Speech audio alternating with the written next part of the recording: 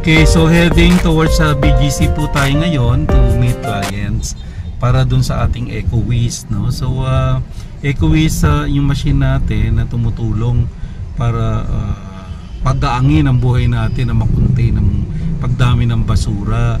So for now, mga positive responses na nakikita naman natin sa ating mga previews, ating previous clients, So right now, parang nagtatanim muna kami, ng clients, for us to be able to build the credibility tsaka talagang ipakilala sa market ito.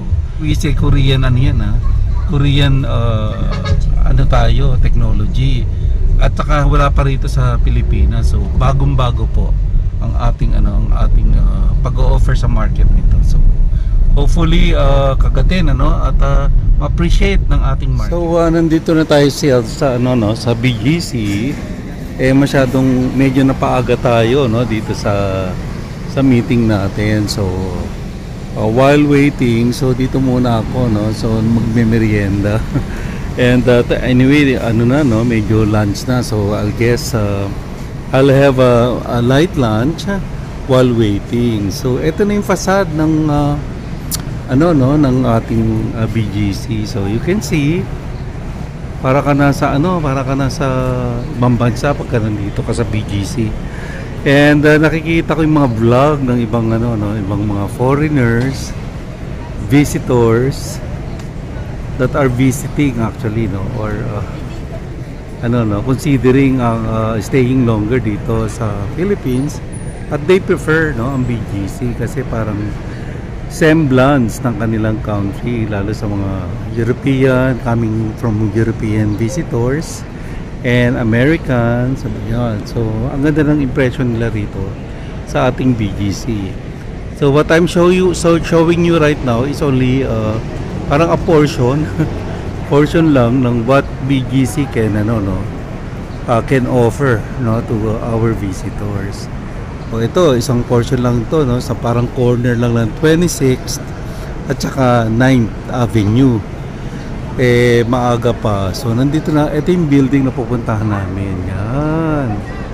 Andyan yung office ng ating EcoWiz, So we are on the 7th floor. So naghanap muna ako ng something to stand by. Kasi dito wala hindi ka pwedeng mag freeloading, so kumbaga mga freeloaders dito bawal, kumbaga. So therefore you will have to spend somehow for you to be able to while away your time. Ayan, nakita yung may foreigner, Caucasian, so yung tsura lang nila mukha silang European.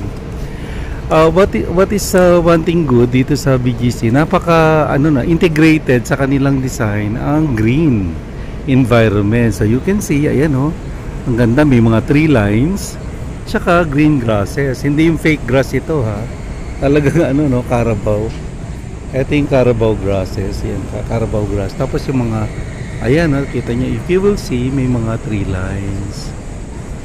Maganda yung tree lines niya, tsaka yung integrated talaga dito sa modern structures, ang mga plants that are talagang part of their design elements.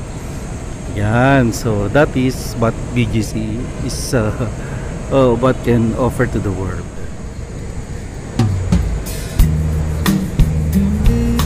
Ayan, makikita sa likod ko, talagang napakaganda talaga rito, sa totoo lang. Hindi tayo mapapahiya kung meron tayong bisita, So that is parang akbay kalikasan lang, If I'm going to be choosing a place to live or a place to visit, would be like this one, ganitong environment. So there.